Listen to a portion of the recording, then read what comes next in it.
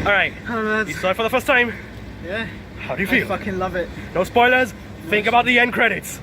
Whoa, can't spoil it, but all I can say is I busted in that when I saw that. Yes. I'm gonna be doing a spoiler review, so of this film, you wanna join? Sure. Well, this didn't age well.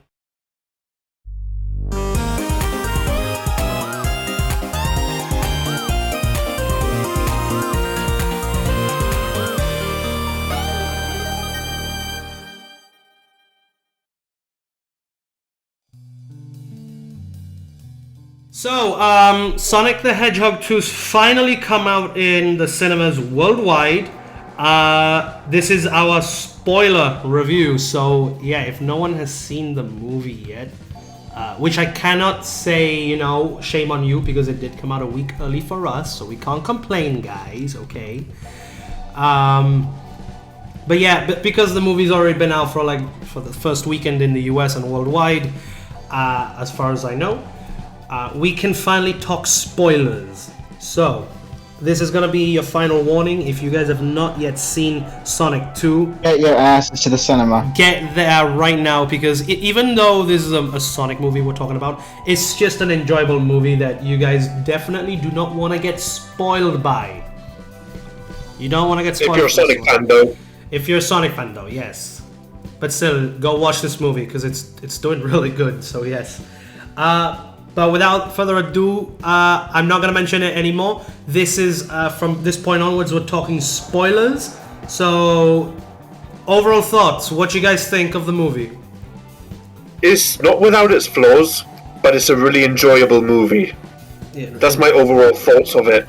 Overall thoughts. We can talk spoilers, by the way. So, if there's something you disagree with the film, if there's something that you disagree with the movie, you can mention the scene in particular. But yeah. Okay, my overall thoughts is that the film did pretty good. I'm glad at how it went, because although I knew it was going to succeed, I sort of had low expectations just in case it didn't do as well as it was intending. But I think overall it's a great success, and it's definitely a recommended film, even if you're not a Sonic fan, because it has its benefits. It does. It's not a perfect movie, I'll say that now. This movie is not perfect, like no movie is perfect. But I'll say that this is most definitely my favorite movie now of all time. I can say that. And it's not just me being biased because it's a Sonic movie. I'm saying that this is just too much of an enjoyable movie for me. So yeah, it is. It's very enjoyable. Even if I went into this knowing it's a Sonic movie, I just know it's too enjoyable for me to just say that. Obviously, my overall thoughts, you guys know me by now. If you don't, hi, how you doing? I'm a Sonic fan. You guys know what I'm doing at this point. My overall thoughts on the movie, it's just too perfect in my opinion. However, if I want to speak about this movie, not saying it's a Sonic movie and just a movie in general, I'd say it's an okay film. It's not a perfect film. You know, it's just a good film. It's very enjoyable. That's what I'm saying. It's a good film. It's a good film. You see, I'm trying to resist the way of me saying it's just the perfect film. It's peak cinema. That's what it is. Peak cinema. It's peak cinema. But no, yeah. Let's talk. Story. So, mentioning the story, we're talking spoilers. So yeah, here we go. Sonic and Tails team up to, race against time, against Robotnik and Knuckles. See what I did there? And Knuckles, Robotnik and Knuckles. To chase down the Master Emerald, which is a little smaller than in the actual games, however, me likey. So what do you guys think of the story itself? Because it's a combination between Sonic 2 and 3. I like it. So it's not. How do I explain it? It does well because, although I think it's good because in the games they're very short anyway. So you could combine those two short games to make a long movie with both storylines. True. It's just because each game was like only an hour long, and even though like an hour long is practically a movie length, knowing it's a Sonic game, speedrunners these days, they do it in less than 30 minutes. So combining both... Gotta go fast. You gotta go fast, yeah. So combining both games into one story, not a bad idea. It also gets allows us to introduce more characters into this universe at the same time rather than one by one. Yeah. So, yeah, that's pretty much it.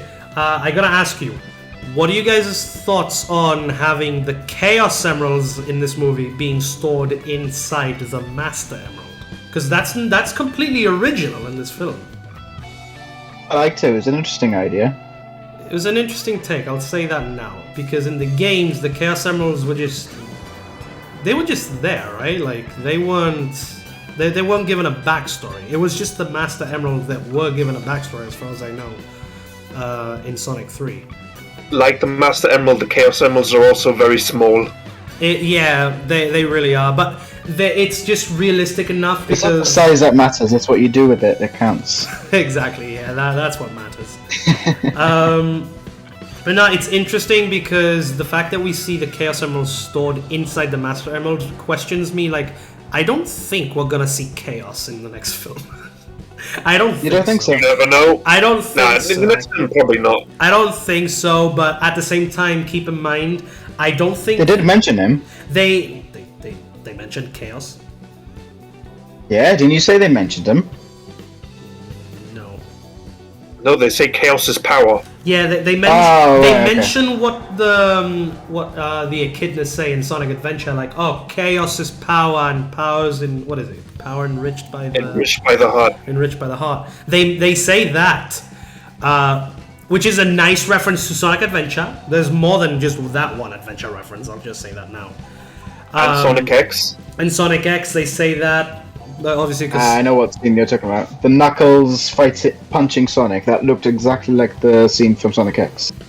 Yeah, that fight sequence did look a lot like Sonic X. But no, yeah, that Yeah, boy. just me saying that the Chaos Emeralds having them being stored inside the Master Emerald at first made me think we might not see Chaos. But it wasn't long ago we were on the Discord because we have the channel, Sonic Movie 2 spoilers in there, and there's this image that was posted, and I'm not sure if it's just for background detail or anything, but someone posted a picture in the channel, and it's got like a symbol that resembles Chaos in a way, I guess, like Perfect Chaos when he's in his final form at the end of Sonic Adventure. Yeah, then that's what I'm thinking of. That's what I was also thinking, but then I noticed that the actual figure looks like it's got horns coming out of its head, which made me think, okay, maybe not Chaos, but maybe the Bio Lizard from Sonic Adventure 2. And I'll get into why the Bio Lizard towards the end, because Shadow's the whole thing. Could you imagine if they went with Sonic Unleashed and brought in Dark Gaia? Could you imagine that for the film? That would turn that film into R-rated. Oh yeah, hands down. Like I think at one point they had the game rated R because the green blood you see in the final game was originally meant to be red. Yeah, it's quite screwed up if you think about it. It really is. But now, even though the image does make this silhouette look like Chaos, because it's got like the long snout, but it's also got these horns by the looks of it. I am going to be seeing the movie again, so once I see this sequence pop up again, I'll keep an eye out to see what it looks like, proper HD, not recorded from the theaters and that. Don't do that, by the way, kids. It is illegal to do that.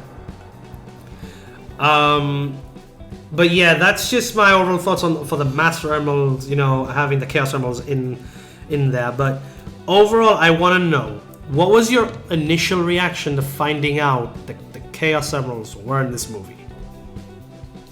I immediately knew Supersonic was going to be in it. The moment that you saw the Chaos Emeralds pop up on screen. Yeah. It was a nice build-up. It was, if it wasn't spoiled in the trailers. Okay, so the Chaos Emeralds themselves do not show up in the trailer, but when they're in the Owl Temple heading towards, to find the compass that they need in Siberia, Siberia. In the walls of one of the doors, you can see the engravings of the 7 emeralds. So I wish that either they CGI'd the thing out so that no one knew they would be part of this film, or they would just not show that sequence entirely in the trailer. I just kept my eye out, and I just so happened to see them in that trailer. So, which either way, even if I already technically knew that the silhouette of these emeralds would be in the trailer and they would be in the film, I was still pretty pumped up when they popped up on screen. I gotta say, character development, who do you think had the best one? Sonic, Tails, Knuckles, hands down. It's just Knuckles. Everyone just votes Knuckles has the best one. Tails was good, but a bit rushed. Tails does. He does feel a bit rushed. I wish they did stick with, the more to his origin from the games, because in the games and in the shows and all that, he's depicted as this loner who just so happens to stumble across Sonic and then just kind of stalks him. That's it. In this movie, it's the exact same thing, except they depict it as a little weirder because they meant, what is it that Sonic mentions? Like, oh, you watch me like even in the shower. In the shower, like that. And he says, "You like bubble baths." You like bubble baths, and I'm like, oh, okay. It's the exact same thing, except they mentioned this, the shower joke, which is not bad. Except it just made me feel like, oh, I feel like they just made Tails a creep in this movie. That just so nails. Yeah.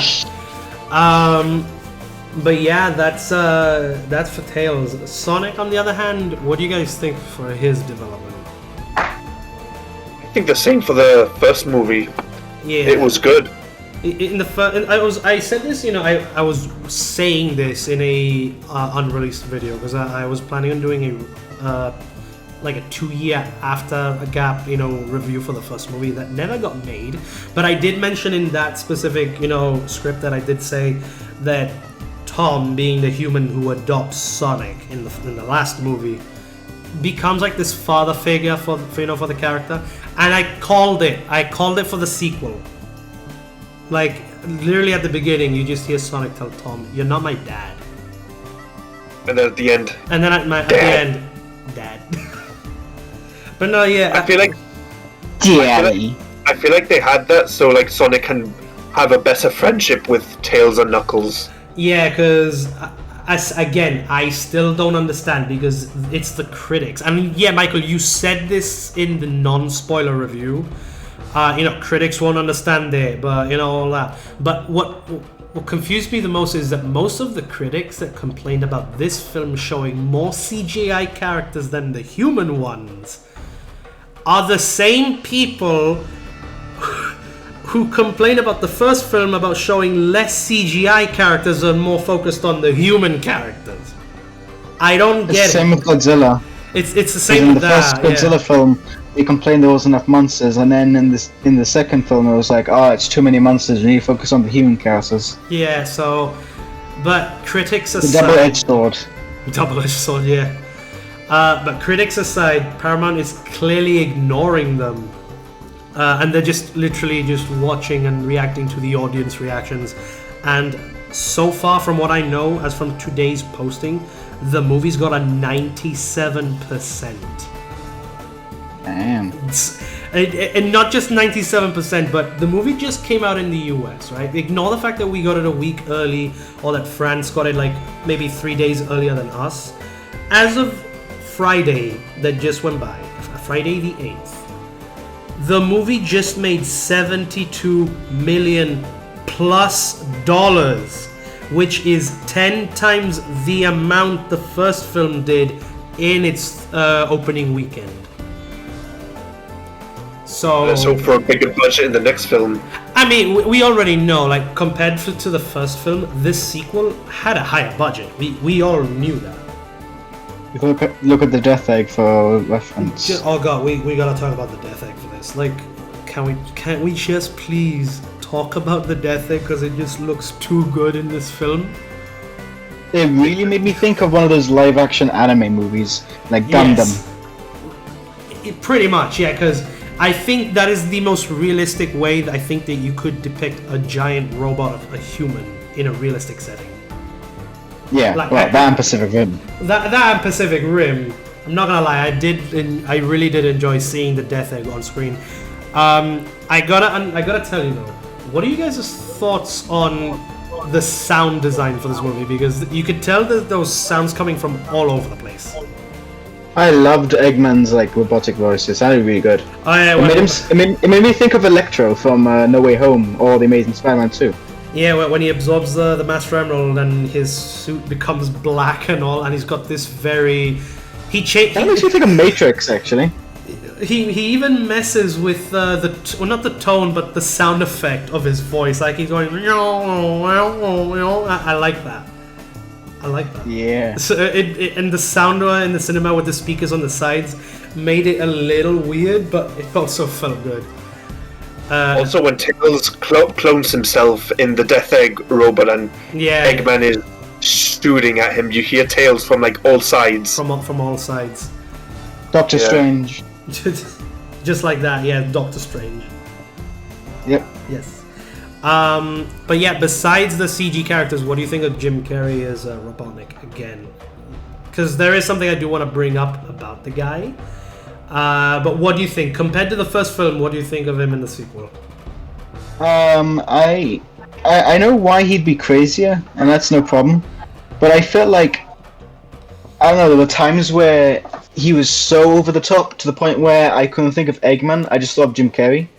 Yeah, I don't know, just it seemed sometimes. I think there were some parts where he really overdid it, but as it is, I think he's a good Eggman now. Oh yeah, but he needs to tone it down a bit. He needs to tone it down.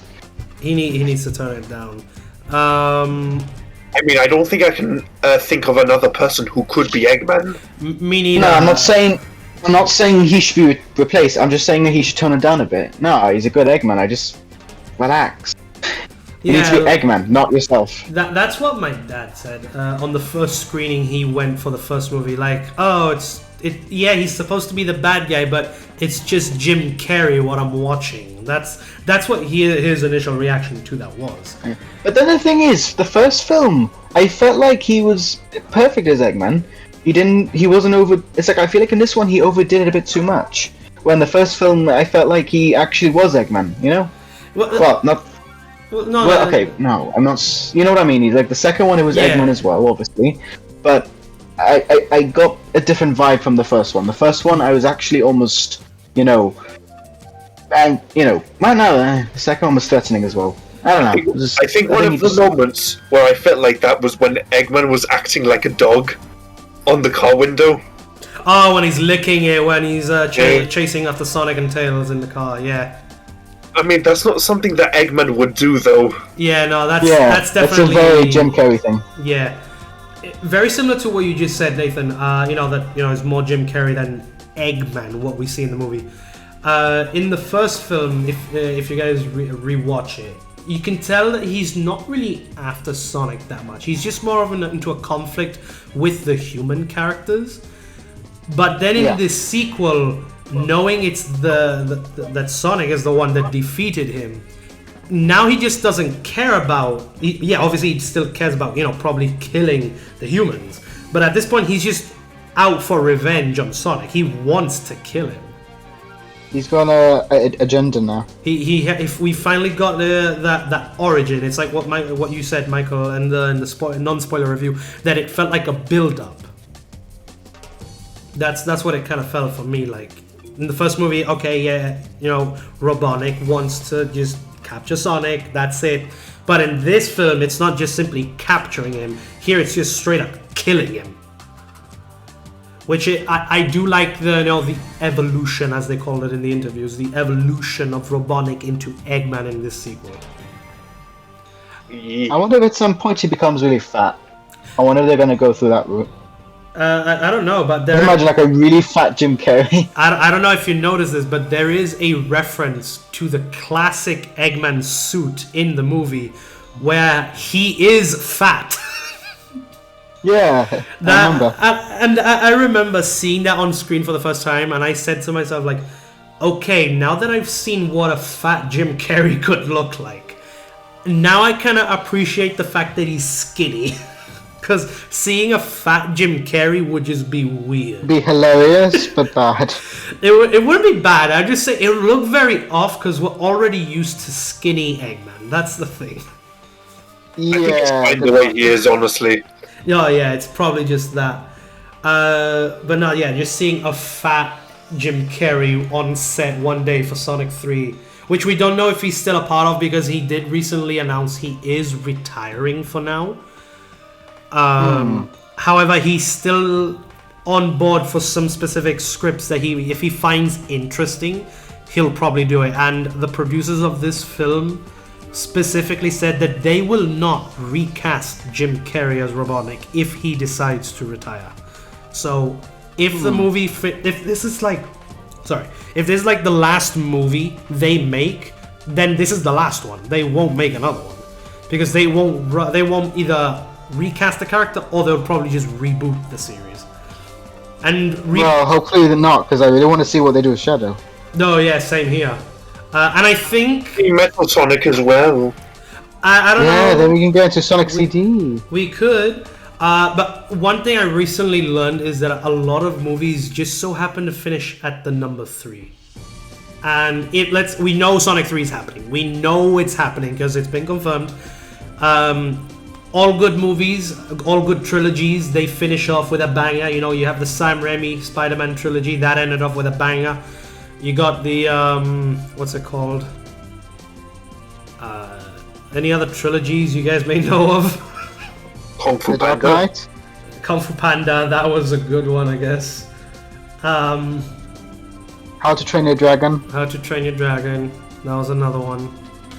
Okay, so specifically now moving away from the main 4, obviously Sonic, Tails, Knuckles, and Eggman. What do you guys think of the human characters? Specifically, the moment, not Tom, the wedding sequence. Because, you know that sequence where, oh god, Tom mistook, the wedding ring for Sonic's ring, and he punches Rachel's fiance in the face just to grab the ring and just throw it just so he can save Sonic. Like, specifically, all of that sequence. What do you think? Because a lot of people say it went on for too long. I think it's just average. Like, it's just perfect for what it is. Nah, I think it went for too long. I agree with them. Yeah, it went for too long. Are we talking about the scene where they tried to rescue Sonic? Because in that case, I do agree. Yeah. I feel like I changed film for a second. I felt like I went from Sonic to all of a sudden an Adam Sandler film or Ben Stiller film. It just felt weird. Okay, yeah, I'll give you that then. So I'll definitely now prefer... Yeah, I definitely now prefer that scene went on for too long. It's not that I'm saying that it went on for too long. I just find it as a bit average because... Yeah, they had to save Sonic some way or form. But... How would would there be another way to execute that sequence? Like, let's say, for example, they didn't do the whole ring joke, the magic trick at the very beginning, so that the rings got mixed up, and this would have not happened. Do you think there would have been another way to execute the scene, or do you think it's just fine the way it is, the way it just came out? I suppose there are better ways, but what's done is... The damage has been done. The damage has been done. The damage has been done. You cannot undo it. The seed that you have planted. Yes. That whole twist where Rachel's fiance was a spy was done so bad. Okay, yeah, I gotta talk about that. So Rachel's fiance. That was unnecessary. It wasn't. It wasn't really necessary. I'm sure Paramount and the producers and the writers could have come up of any other way to introduce gun into this film because the way that they could have just had the house. You know what they could have done? They could have just had like a house invasion. Like, where's Sonic? Where's Sonic? With a gun. We need to protect the world with this fucking hedgehog. Instead of just having like hey guys, how we're gonna introduce a fake wedding scene. Ooh, isn't that? It's a wedding scene with product placement at the Olive Garden. That's what it is. I mean, how did they know that Sonic was going to be at the wedding? How did they know? Not only that, but it's random bullshit. Go. just like that. But no, you know, the joke of them being there and having the reveal, it's funny on paper, but then executing it was like, really? Because ignore the fact that, you know, the fiancé is a gun agent and there's gun agents, you know, at the wedding. Let's just talk about the fact it's the way gun is introduced, like that they talk about, oh, after the events in San Francisco from the first film, you know, Robotnik destroying the whole city and everything, chasing after Sonic. You know, oh, Guardian Units of Nations was born, and they were like, GUN, seriously? Gun. Just like that. We're calling it gun. It's just that little giggle and then just saying, yeah, gun. Just like that. I mean, gun is supposed to be is like a pretty important corporation, right? In the Sonic universe? It is, and it's also just not really explained very well. Because think about it like this, gun in the games has always existed, you know, within its story. Because, you know, 50 years ago, Shadow was created by Gerald Robotnik and Maria Robotnik. Gun was a part of their organization, and so forth. In this movie, they confirmed that Gun was created after the first movie, except during the post-credits, they referenced the 50 years ago on Shadow. Which means Gun didn't exist back then. That's a little throwing me off a little bit. Maybe they'll, you know, redo with a bit of the story, because at the end of the day, they did say they were cherry picking some things. They weren't doing, you know, the full canon. But it's just the way Gun was introduced in general. Yeah. I mean, they're supposed to be a big corporation. I think they should be taken a bit seriously as well. Yeah, and let's also forget, there's the gun agents. They were, let's just say, the gun agents were too goofy in this movie. Yeah. Yes. Like, yeah, it's funny that an agent got, you know, flown into the sky and then lands just right next to the general and the agent. That's funny, but then just have the guy knocked out after saying, "We're under attack." That's it. And then having the gun agents just point their weapons at the main characters is like, okay, what are you gonna do? Is that they don't really have a gun. They have what it is. They have tasers. They have tasers, and it's we are a secret organization. So, we have the most expensive and powerful weapons. I'm going to use a Walmart store. It's a Walmart store taser. Yeah. Oh, beware! I'm gonna tase your grandma. What are you gonna do about that, mate? And I'll say this right now, this movie had way too many gun agents all over the place. There were literally, like, what is it, like 20 of them in one shot? And I'm like, do we really need that many agents patrolling one area? They could have just made that a parody. Like, they have all the guys, you know, they have the priest, they had the cakes. Yeah, and okay. Even the dogs just got a pistol, just got like, I gotta talk put about your hands up. The priest having a gun in the Bible, that was funny, I'm not gonna lie. That's a good gag. That was funny. Like, are you an agent too? And he just opens the Bible. Priest be like, violence is not the answer, but the question, and the answer is yes. He holds a gun within the Bible. God forgives, but I don't. Just like that. So yeah, even though the gag went on for too long, you know, having gun agents reveal like this, that one joke was funny, I'm not gonna lie. It was. Yeah, it was. But at the end of the day, it didn't really matter because the fiancé got engaged to Rachel at the end of the day. Exactly, that's what I say is not necessary, because it would be better if they kept the fiancé as an agent like he didn't get with her. It would have made more of an impact. Yeah, like he was taken as the serious guy instead of like, oh, I didn't really want to actually marry you. Yeah. But at the same time, it would have been cliche for them to do that. So having them do the opposite, where the agent actually did fall in love with Rachel, was a bit of a difference. So I'll give them that.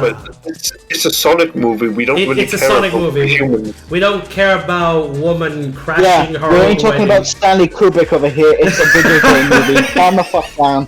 Exactly, yeah.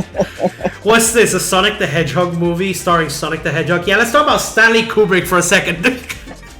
So, moving on, references and Easter eggs that we found. I want to start off with a big one.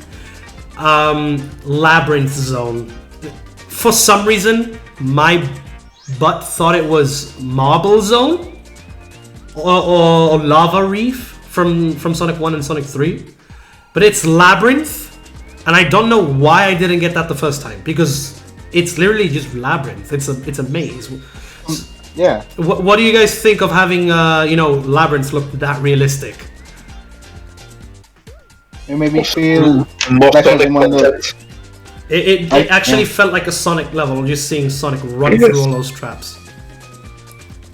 It really did. It really did. Like, just seeing him jump over the spikes and lava pits and the wrecking ball and stuff like that. Yeah. That was fun to see. Especially for me, because of all those traumatizing moments of me just playing through Labyrinth Zone. Speaking of Labyrinth Zone, we gotta talk about how the composer for the music, Tom Holkenberg, also known as Junkie XL, added the drowning music to that sequence. I really love that. I knew they should have made a reference to that, and they did. And I'm very They happy did. for that. I never actually spotted it. I didn't spot it until the soundtrack was released on the Friday, and I heard it again. I'm like, oh, they actually included it. Like, oh, but it's just so subtle that it's only there for like 3 seconds. It's like, I don't want that. I want the full thing. No, me too. Same thing with At least they added it. They did, yes. Again, as well, with having Sonic being underwater and having him just suck up an air bubble. That was funny as well. It's just those kind of references that I do like seeing. Oh, as well, we have to talk about the Sega Genesis. Oh yeah, so during the Death Egg robot's fight sequence, when Tails is up against it in the tornado, and you see Agent Stone use what did he call it? The Stash Smasher in the movie. Yeah, the Stash Smasher. Yeah, it's like, oh, this is the Stash Smasher. It's right in the manual, and the manual is a direct copy. Not an exact copy, but the design is an exact copy of a Sega Genesis cover. Oh, Sega Mega Drive if you live in Europe, like us. A Mega Drive in Europe, but yeah, I'm just so used to Genesis. I'm sorry. I'm just used to the Genesis tone of it. Tongue more. I mean, That was you my never hear. favorite reference. Yeah, you never hear Phil Collins call his band Mega Drive now, do you? No, you don't. It's just Genesis. That's Genesis. It's You listen to Genesis. Genesis? No, I listen to Mega Drive. Exactly. Any other references that I think I can mention? The tornadoes obviously in there. The way I would Stuff say- like grapes. Oh yeah, Knuckles liking grapes. That's a good Easter egg to Sonic 3. Because it's literally the only thing he eats. For me, what reference I actually caught on, surprisingly, because I don't read the comics, but it was the evil. Well, even though they didn't actually go with it completely, but when Super Sonic happened, for a split second, it looked like he was going to be evil, and that reminds me of what they did in the comics. They made Super Sonic a completely different personality. Yeah, Fleetway Super Sonic. Fleetway Sonic, yeah. So I felt like that was a good reference, and I'm glad they didn't actually go with it. Not gonna lie, I feel like they can actually go with it because at the end of the day, we know how the Chaos Emeralds work. Like, it's just, pure energy, like from the heart, And Sonic is, he's the good. Let's just reference it as the good energy. Robotnik is the evil energy. Let's say that the Chaos Emeralds are just so powerful that Sonic can't handle the power for so long, so he has to let the Emeralds go eventually. But let's say he keeps it in for God knows how long, and just slowly builds up being much more powerful, and he gets controlled over. You know what I'm going with? It can become like a really It can be psychological aspect to the film. A very aggressive version of the character, which I wouldn't mind seeing, to be honest. Like, even though Ben Schwartz is a very good comedian and everything, I wouldn't mind seeing a serious toned version of this character, or this version of it. I mean, I felt like in this film he actually did very well in the serious department.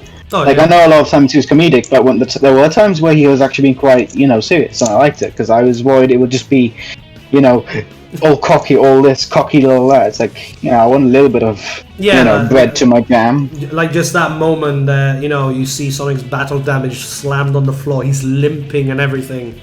Like, ready to be stomped on by the Death Egg and ready to die at that point. That's something we've never seen from Sonic before. Yeah. I know. Any other references you guys have spotted that I haven't mentioned yet? Obviously the Green Hill ringtone. Yeah, that was a good one. It's a good one. I have to mention this as well. Again, this movie did not deliver with the Sonic music. Yes, we got Green Hill again. Yes, we got the Drowning theme, but that's it. I was expecting more Sonic music in this film. Because they used Emerald Hill in the trailers. Practically every single trailer. And I was hoping we would see more Sonic music from the games or shows, return for the sequel, but clearly we just got the Drowning theme hidden within the actual score and Green Hill. Which is not bad, it's not a bad score. I find the music of the movie enjoyable, except I think I'm just tired of hearing Green Hill again in the movie. Like, you can have Green Hill, don't get me wrong, you can have it, but it's, specifically for the Japanese audience that's coming out soon for the movie, they're going to be hearing Green Hill twice, because I think it's confirmed that the theme, instead of being Stars in the Sky, it's Green Hill. Yeah. Like the recent remix that Dreams Come True put out. Like, okay, so not only are they going to get the Green Hill ringtone reference... Can I mention music for a second? Yeah. I just want to point out that ever since I watched Sonic 2, I've been absolutely addicted to listening to Endless Possibilities. Like, I don't know why, I just can't stop listening to it. I think you got the wrong game. That's for Sonic Unleashed. Oh, I said Sonic Unleashed. You said Sonic 2, ever since you watched Sonic 2. Yeah, ever since I watched Sonic 2, I've been listening to Endless Possibilities. Oh, okay. I've been listening to Stars in the Sky. Oh, yeah, same here. No, that's good as well, but I mean, like, I don't know, I've just been addicted to listening to Endless Possibilities, and every time I listen to this song, I keep going into Escape from the City, and then it makes me really wish that Sonic 3 will be referencing Sonic Adventure 2. I really wished that we would see a It scene. I wish we saw the sequence of, Sonic and the helicopter, removing a piece of the helicopter and just kind of snowboarding down. Skydives and then goes down the city with a skateboard. Woo-hoo! Yeah, I wish we saw that, but hey, it's okay. Maybe for the next one. We got the reference to Sonic Adventure 2 in there with the helicopter, along with its release date as the symbol number. I saw that. I remember I was in the film and I was like, oh, hey, look, it's Sonic Adventure 2. It's SA2. Yeah, SA2. SA2. I think it was during the actual screening that all of us went to. We were both just debating, like, no, it's yes, it may be SA2 for Sonic Adventure 2, but no, I say it's Sigma Alpha 2 because that's the name of the helicopter in the game. We were just having this small debate in the actual cinema, like, you were like, no, it's SA2 for Sonic Adventure 2. I'm like, no, it's SA2 for Sigma Alpha 2. Well, couldn't it be both? It probably is just both. But knowing that the release date for Sonic Adventure 2 was embedded into the tail it's of a the reference to Sonic helicopter. Adventure. It's a reference to Sonic Adventure 2 that is a part of Sonic Adventure 2. So yeah, it's clearly a reference to Sonic Adventure 2. Yeah. I agree. Same here. It's a reference to SA2. You agree with what I agree of your agreement, yeah? Yes, the Sonic Adventure 2 is a reference to SA2, which is yeah. Yes. I think we can finally just talk about, Supersonic. My boy, I gotta first mention this. The first time I saw this, Michael, can you please confirm? Because every time I tell this story to everyone, they don't seem to believe me. But I got lightheaded, and let's just say I got lightheaded for Supersonic. That, yes. So I'll stop there for now, and I'll get to the actual thing that no one believed me on for the post-credit scene. But overall thoughts, what do you guys think of Supersonic in this movie? Great to see. Great. Great to see. Perfectly done. Also, I feel bad for anyone who was spoiled Oh for yeah. Supersonic because of McDonald's. Yeah, so McDonald's they leaked the Supersonic toy for the Happy Meal stuff.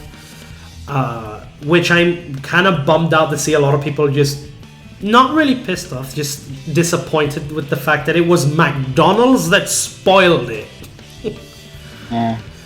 Like, that's just something. But overall thoughts on Supersonic? You know, you guys like the design? Yeah, like I think the CGI was perfect. It was actually perfectly done. Okay. You know, my only problem is that it was for a very, very short time. It was But I very really hope short. we get to see It still made a massive impact. Yeah, Oh, I know. yeah. Shut up. I'm gonna say that I hope we can see more of him. If you let me finish. We see Don't more know. of him. We see more I of love him you. in Sonic Movie 3. That's what we need to see. Yes, we need more. Need More. And I'm gonna get into that in a second, but I gotta ask you, what do you guys think of the Sonic 06 reference where he taps his foot on the Death Egg robot? Yeah, that was good. Oh, that was funny. As long as they don't make a reference to Sonic 06, that one scene. Oh god, no! That Please, one scene. no. Please no. Listen, Tom has a girlfriend, and actually now is probably his wife. Please God. don't make this a polyamorous relationship. No. So yeah, what you guys enjoyed Supersonic? Clearly, it went on for too short though. We want to see more of that, which I'll get into that in a second. Yes. And that's pretty much the movie in general. Like, at the end of the day, Robotnik is defeated, and let's appreciate the fact that two humans decided to adopt an anthropomorphic hedgehog, two-tailed fox, and echidna. Yeah. And also, Michael, they have sprinkles. They do have sprinkles. They have sprinkles. That joke was just too funny. I like how Knuckles has got a British accent now. Yeah, because Idris Elba's British and everything. So I love that we have a British Knuckles finally. I do have to say, good sir, I do not chuckle. Oh assure my you. god. I want to hear Idris Elba say that as Knuckles now so badly. Also, I hope the tornado gets repaired. Oh yeah, let's pray that the tornado also gets prepared because it got destroyed. Yeah, man. But yeah, they basically drive off into the sunset getting ice cream, and that's pretty much the movie. But wait, there's always a post-credit scene. There's always a post-credit scene these days in films. Oh, this was amazing. So, let me bring this up. Shadow is in the movie. Yay. I feel like it was too soon to introduce him, you know, when the first movie came out. Like, I don't think they'll reveal Shadow in the second movie. It's too soon. They'll probably introduce Knuckles, like, you know, that. But Shadow is just something. And I gotta say, what do you guys think of Shadow's design? He looks just like the Jason Griffith one. The Jason Griffith one. The only difference is that his face is just too Sonic-like, like Michael said. Like, his eyes are more rounded. He looks a bit too innocent. He doesn't have that angry look. Yeah, because his eyes are more rounded. In the games, they're more arched. Yeah. So maybe they just have this because it's just for the post-credit scene. It's nothing else. But maybe for the movie. I'm sure they will redesign it anyway. They've done that for Tails anyway. They've done that for Tails. Yeah. They slightly altered Sonic's design. His snout's a little smaller now, and his nose points up a bit more. His nose. Yeah. There's a bit of side mouth as well. He has a bit of a side mouth as well. They do the side mouth thing in this film, which I love. I love that they actually did the side mouth thing. Yeah. But overall, Shadow in the movie. What are your reactions? Because, yeah. I knew it. I knew it because when they're like, "Oh, Gun's got a secret, you know, It was a secret database, right?" And it made me think, hang on. This was from Sonic Adventure 2 and Shadow, the Hedgehog, where they said there was a secret base designed by Robotnik. Although in this case, it wasn't by Robotnik. It was. And I thought, hang on, this has to be Shadow. And when he came out, it's like, I fucking knew it. And it's also. And you told me a messenger, like, whatever you think you're thinking, it's wrong. completely Think wrong. again. Yeah. And let's just say it's kind of obvious at this point, you know, but let's say before watching the movie, first time viewing, it was obvious that Shadow was going to be in the movie. Because, you know, like, come on, you had Gun in the movie. That's one.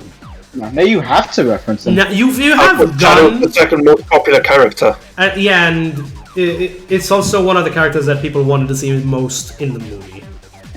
So I'm happy he got a bit of spotlight at the end in the post-credit scene.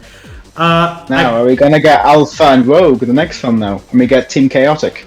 We have no idea. But yeah, Shadow is in the post credits, which means he's definitely going to be part of the third film. We don't know if Jim Carrey is returning for the third film, even though it's most likely that he will, because he does enjoy playing the role of Robotnik. He does do that, enjoy. Yeah. And obviously, you know, you can expect Colleen to come back as Tails. You know, Idris Elba. Yay! I hope so. I sure hope we do.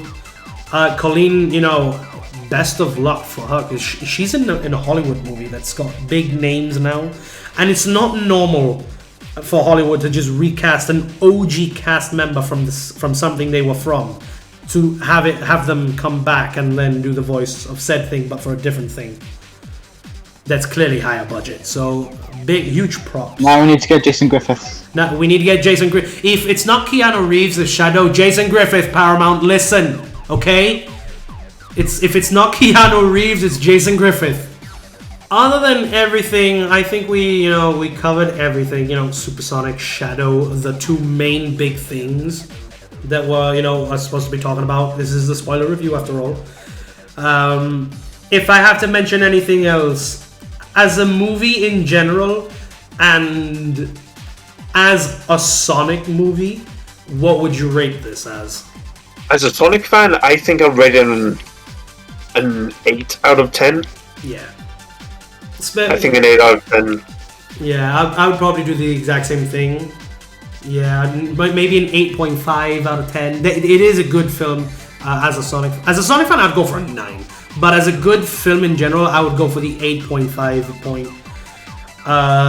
Only because I didn't really enjoy the scenes that much, that were the wedding sequence that much, and the dance off that they had with. I like that though. It was nice. It's nice because it's supposed to be a bonding moment for Sonic and Tails, but I feel like they could have sped this up a bit. So. Oh yeah, and now Robotnik Fortnite dance, and now. Oh yeah, Robotnik flosses in this movie. Yeah, nice callback for Sonic 1, but please no. Yeah, no, please. Now we have to have Shadow flossing in the third movie. Let's go.